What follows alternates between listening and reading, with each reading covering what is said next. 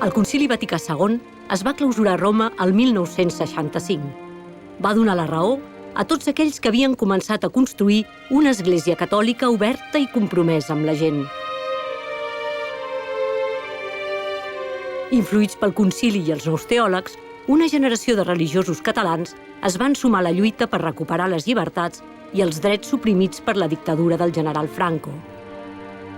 O estaves amb el franquisme o estaves amb la democràcia i amb els drets humans. L'objectiu era transformar la societat. I vam haver d'enfrontar-nos o discutir amb la jerarquia. L'Evangeli sempre ha sigut revolucionari. En aquest sentit érem catalanistes i progressistes, sí.